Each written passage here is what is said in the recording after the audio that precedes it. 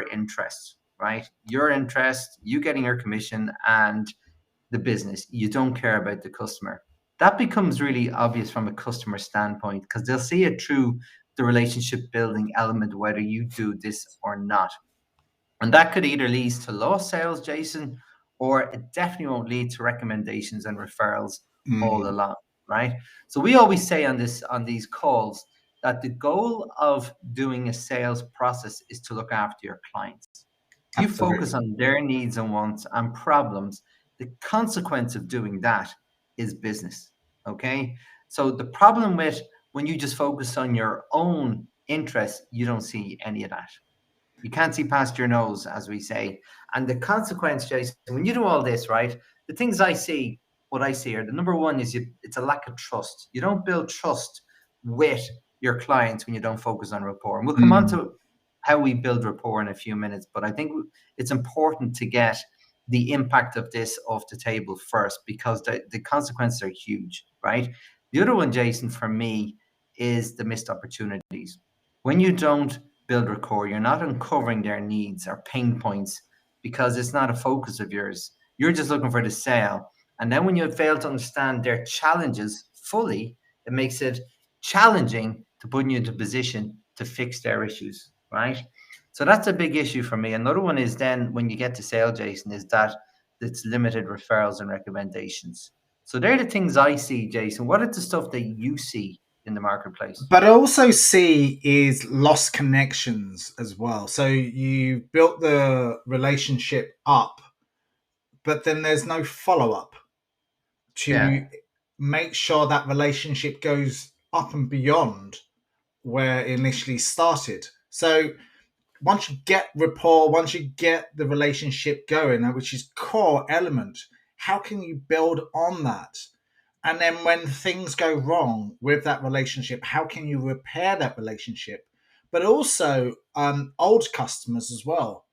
And how can you get those back and build on those relationships back? Because it is all part and parcel of it. So there's lots of different facets towards this. And there's lots of different elements that we need to keep on building that relationship with people to become that trusted advisor, but also that they know that you're credible enough that when you do outreach back with them, maybe it was a lost customer or the customer doesn't need the service anymore, they moved or whatever it might be, that you can actually work with them in the next company that they work for. And that just literally happened just before this call. A client had left, and what I did is I didn't know that she'd left. I sent her a text message wishing her all the best and hope that everything goes well and whatever else. And the wonderful thing was she came back to me instantly, said, "Oh, please, thank you so much. I'm devastated that I'm leaving, but please stay in contact for my next move." And for that 5-second text message to that person makes all the difference to stand that relationship on to the next person. Like I know there are lots of different elements to this, so that's just another element to this.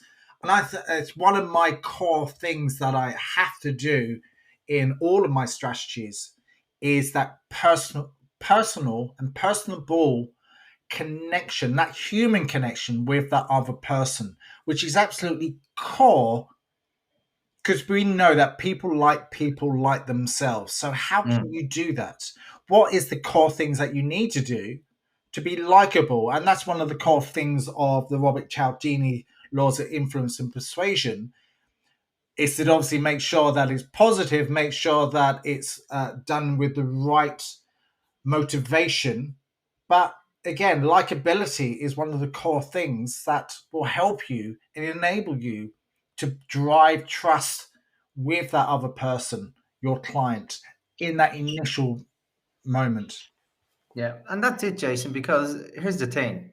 How can you build relationships if you don't first start working on rapport and making that like an important step and crucial step into building relationships? How can you actually build a relationship if you don't start with that? Because for me, that's the most fundamental thing you need to do when you're building relationships to build rapport. Mhm. And what concerns me most, Jason, about all of this, it's a competitive market out there. So people don't always just have one like supplier or business to turn to for their requirements, Yeah. right? You're one of potentially many. So if you don't focus on the relationship and building rapport, you're opening up that person to choose. You're enabling them to choose other vendors and Yeah. partners and suppliers. So that to me is the biggest loss, Jason. You're not focusing on their needs, and you're literally opening the door for the competition to come in Yeah. and knock on Yeah. the door and give a better price, better service, and so forth. The whole point of building rapport, that when your clients are there and there's other competitors knocking on the doors, they won't open. Yeah, I was going to say is creating an initial connection with people is absolutely essential. But once you get past that, it's into finding out about them and having that empathetic communication where you do ask some really good questions and listen to them, because it's not about us. If they ask us questions about us, we're happy enough. Feel free to open up the dialogue or duologue, because it is Mhm. the duologue between both parties, because they want to find out as much about you. But always ask about them, because people start to feel special in any sort of circumstance, whether it's business or personal lives. When you actually introduce some new, even on a networking, is to ask them loads of questions about them. They feel special, they feel good about themselves, and they feel like they've had a great conversation with you when they go away and they go back into their business. Oh, I had a great conversation with Jason, but they probably didn't find out too much about me, but they felt quite special. And that's how you want to make them feel, is Yeah. that And, feeling of connection. They ask lots of things about ourselves and myself and what their selves and so on and so forth. So it is that element of active listening. Yeah. And this is another thing, Jason. I think that's a really important point, that whenever you're talking to someone else, Jason, it's never about you. It's Mm. about them. Regardless of the situation, whether it's business or personal, it's always about them. It's always asking about them, talking about them. And then and Jason, you would know this better than me because you study all the NLP, the psychology of everything, right? It's one thing I learned from my dad is my dad, for everyone here, my dad was a jeweler, and he was an amazing jeweler. He was amazing at building relationships, and he did very, very well for himself. Everybody would just come back looking for him all the time. He's retired 10 years, and he still does business with people because nobody else wants to go anywhere else, right? And he did that by building relationships. And he didn't understand this. He never did study sales or anything like this. But one thing he did very well is he opened up the conversation, have a general conversation, ask about, dig deep into similarities, because he loves making connections. And guess what? Eventually, the potential customer would be there going, look, I'm in here looking for something, right? And and then my dad would talk about whatever that client was looking for. But here's the thing, Jason, the most important takeaway from that is you wait till the other person invites you into talk, right? Absolutely. About business. You don't just push yourself on them. When they invite you, they welcome you into it, right? So let them lead this element, because in a psychological subconscious way, they'll be open to listen to them because they've invited you to talk. Mhm. And that's giving you permission then to talk.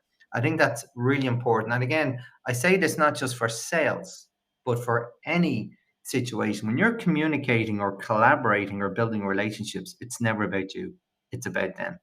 Mm. So just a quick one, Jason, for everyone that's on, if anyone would like to come up, you're very welcome to the conversation today. If anyone would like to come up and ask any questions or join, bring any good nuggets or tips to the conversation, please put up your hand. We'd love you to join us. Yeah, and it's all empowering, because as you're listening, it's listen to understand, but then it probably will spark something in your mind going, oh, what about this? What about this is what I do? And it really helps the conversation to go. So just raise your hand if you want to. because it really does help, because it's all about sharing and growing with knowledge together, because we all grow together. And that's something that Shay and I always offer to do when we do train with our clients, because it is about sharing knowledge. It's all about that growth. A lot of things about that growth mindset, but it is about growing. It's not about staying still. It's about growing with knowledge together. And another thing that we should always know, there's something that I do, and I know Shay does it as well, is when you do, and before you actually do that engagement with that client, is find out stuff about them. I do a lot of due diligence. I do a lot of research behind that. And preparation is to find a commonality there. Always look for that commonality. Even on LinkedIn, I've looked for that commonality of stuff that they posted, which is relevant to me, that I like. Something that they look. I might even have a look on their Instagram profiles. I might be snooping around a little bit, but I'm looking for commonality, because commonality is that level of driving rapport. And Yeah. especially when you start to speak about sports, or have you been watching the tennis as an example, or are you geared up to watch the rugby? Depending on the type of person that you're listening to or speaking with, it's that initial commonality that can build that relationship trust.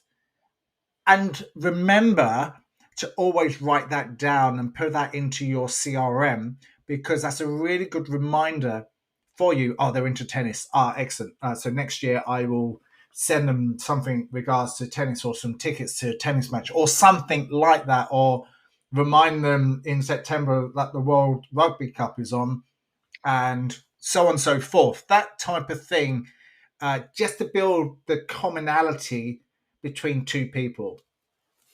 Yeah, but that's all. That's what it's about, Jason. And again, the consequence of not like it's important everywhere in life. But if you want to build like business, you have to build relationships first, and you have to consider playing the long game sometimes. Now that could be the medium term game too, but you have to focus on the relationship first, because the consequence, Jason, even if it's consciously or subconsciously, that person may walk away from the dealings with you and have a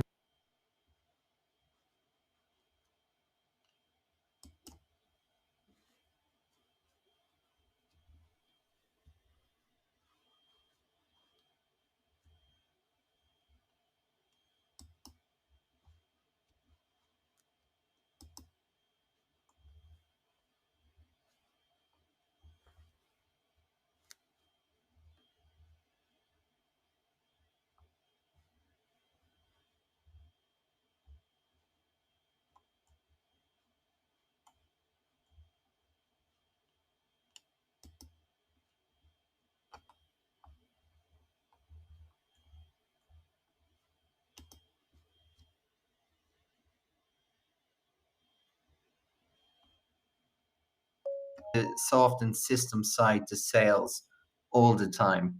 And my background is engineering, and I love to build process. So I will build out, when I work with clients, I build out our view of the process, every micro step along the sales funnel. And then what Jason does really, really well, anytime there's a touch point for the client and yourself, or the potential client, it's about, well, how do we ensure each touch point should go the way it should? How you can make sure you can walk away from any meeting or even an email, making sure you know you've done your best. You focus on their needs and wants. And those touch points, that leads to building a buying experience for your potential customers. And then when you work on the buying experience, their needs, you're giving yourself a really strong chance of getting some business. But it doesn't stop there, Jason. That's only the start of the relation. You have to continue developing that rapport all the time. I think that's hugely important. And another thing I'm always so passionate about is consistency. Everything that we Mm. do has to build that consistency of trust. I do apologize. Actually, I don't know what happened there. My system, I left the conversation there, and I came back, and I was struggling to come back onto this, but I'm actually back. So for me, I'm really, really have to be on time when I speak to people, because like even if I'm there 5 minutes, 10 minutes beforehand, but that just shows that I'm willing and able to build that trust and that connection with that person because I'm there. I'm bang on time. Maybe it's something in my DNA. I don't know. I panic if I'm not on time for anything. So for me to make that connection with people that they know that I'm going to be reliable for them, and that builds up that really good special thing in their minds that Jason's always going to show up when he needs to show up at the right place at the right time, uh, to be more helpful with those people. So I think that consistency, even when you're following up and having those personalized messages back to them, which is relevant to them, but making it using your people skills. Don't be a robot here. If you're using some AI here to help you put an email together, take it out, make it personalized for them, so it shows a little bit more respect and authenticity about it. I love to put a video in. I use a tool called Vidyard, which goes inside the email, so they can see a human side to me rather than a lot of text, which people just don't have time for. That all they want to do is the top end side of things. When you do want to build up a process afterwards, is following up straight away. But I like to, as I say, I like to install a video there because it makes such more of a human connection. Plus, within 20, 30 seconds, I can say a lot more than a whole long-winded email. Plus, they can see me and they know it's me, not some AI or some templated message that you're going to send back to them. Yeah, that's fantastic, Jason. And I totally agree. The more personal it is, the more they see you've taken time, precious time, to do something for them, not just a copy and paste email all the time, which a lot of people do. And we've often discussed this, Jason. And someone told me a great strategy, and this will be useful for anyone here on the call that gets spam messages in their DMs in LinkedIn. So someone told me what they do to see if an email or a link or like a LinkedIn message is from a robot or some sort of workflow system. That if you put like a space and a dot before your name on your LinkedIn profile, you will see if people are just using an automated process, that space and dot will come before your name. And then you'll know if that was a personal message or not. So someone told me that, and I've been meaning to change my profile because I get a lot of spam, Yeah. and it helps me differentiate between it. But Jason, we've talked a lot about the the issues and the consequences, and for me, the big consequence, Jason, is opening up the extended funnel. So for people who haven't been on our calls before, we talk about the extended funnel. So the extended funnel is the first part of the sales funnel that gets you the first sale. The extended funnel is what you do after the customer experience. And two things happen there. Number one, you get repeat business. Second of all, if you look after your clients so well and they're so happy with it, they would have no problem going to their colleagues or network and saying, I know you're in the market for this type of help. Talk to your Jason or Shay because they help me so well. I know they can do the same for you. People love helping people. And that's a big thing, Jason. So they're the two things. If you don't build rapport along the sales journey, you lose out on not just repeat business, but those clients opening up their network, right? So that for me is the big loss. But we've talked about all the problems, Jason, but how do we start building rapport? What are the first things we need to do? And you said the very first most important point earlier on, research and preparation. Yeah. You really have to know your audience, your client, what their pains, what their market pains are, what the business pains are, and even in particular, their pains. And then if you check their social medias, what Yeah. do they like? Go ahead, Jason. I was going to actually add into that something that I always do is commonality. And what I Yeah. mean by that is people that are connected to them, and just to have a look through on their LinkedIn profile and just to see whether there are actual connections. Because we know within LinkedIn, I've got almost 13,500 people on my LinkedIn. I don't keep in touch with every single one of them, but you would see some people that have been posting and liking on other people's posts and stuff like that. That's the key. Oh, Shay, excellent. You belong to the same group. You There's some commonalities in there. You've been posting about this, or alternatively, other people might have been posting about something else. Like I'm on Tom's Manning's profile at the moment, and then maybe I can have a look at some commonality with what he actually does. And like I've noticed that you should be able to delegate the details better from his profile, and then I'll have a look at that and go, that's really cool. I like that. And then I can bring that into conversation. It's going, I really like the way you posted that. Or you put in something else about 86% and 9 and 93 and above. Can you explain what that actually means? Like, I was curious about that. Could you explain a little bit more about that? And bring that into the conversation. But it is all part of rapport, but with a common interest going, I'm really curious. And have that curious head on you because you're exploring things together. Yeah. And then you're learning about that client as well. And that's really important, Jason. And here's the other consequence, just before we go into some of the things you can do. If you're considering doing business with somebody and you're not so sure, you can check to see if you got any common people within your network, shared connections. And then people may reach out to those shared connections to see, what do you think of this person? Are they a good fit for my business? Would you recommend them? Right? So that is really, really important. So for me, Jason, if we're going to start building rapport, the first one, as you said, know who they are, right? Start off by listening. Like, so if I'm doing a sales meet, a prospect meeting, we have a conversation. I ask them, I get personal with them. I make sure it's very personalized so I can learn about them. I ask them questions, right?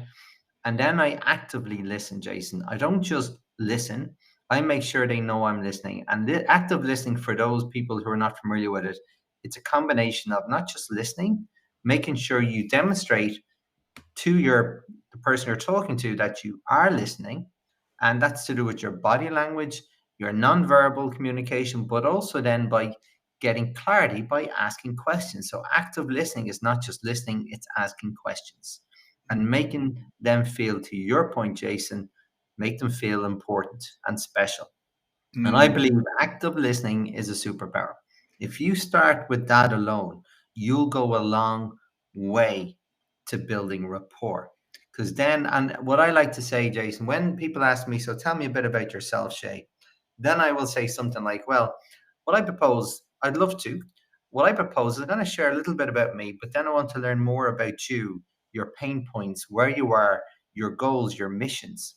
And then I'll tell you a little bit more about me, because then I can personalize the conversation going forward. Absolutely. I think that's a really good way to do that, is to, because like you can just give them a very quick synopsis about yourself, but really they can find out a little bit more about them and go into a little bit more detail before you can bring back the narrative and the story back into the whole conversation. And it is a story because you want to make sure that there's that human connection there about them. So I think that's absolutely imperative for what you do and what we both do. Yeah. And to be Yeah. authentic. And Yeah. I'd say that, and that word has been thrown around. I would just say be personable Yeah. with that and show that you truly care about the other person. Yeah. Well, you have to, it's so important, Jason, to show genuine enthusiasm and interest with whoever you're talking to. And again, it's all about making them feel special. But again, as I said, Jason, the key for me is sharing a little bit about you, then asking questions about them. As I said, I focus on their pains, what their strategies are, how are they going to get there, what do they feel their challenges are going to be, because then I'm in a better position to tailor the conversation to how I can help them. But that's also me, Jason, finding out, first of all, can I help them? Because I don't want to go so far and pretend I can help them and then offer them half of their solution when I can't. I don't do that. What I'll then, once I delve deep and do some discovery, then I'll go, well, look, I'm not sure if I'm a good fit, but I may have some people that I would recommend that are. I still focus on helping them Yep. when I can. It's not just, as I said, it's not about me, it's about them. But make sure what you do is after that is to follow it up with the email with the actual recommended person. And I've done that as well. I met someone a month ago. There wasn't any sort of synergy there. I said, look, I do know someone in Australia that I will link you in with, and someone in New Zealand. Then it's down to you. And the good thing was that they actually started the conversation off. And for Yeah. me, I've done my job because I knew there wasn't anything there to carry on. But as long as you're straight up with that and go, look, I'm not sure if there's a fit right now, but what I will do is pass you over to a couple of other people that might work with you in that sort of area and make sure that that goes. And inadvertently, and I know this is true because it's worked for me, is you do that and maybe 6 months or a year later, they come back to you and say, oh, we had this conversation. Thanks for passing me over to whoever. Now I'm in the position to have a proper conversation with you about what we spoke about back then. Yeah. And Jason, something you said for me is really important.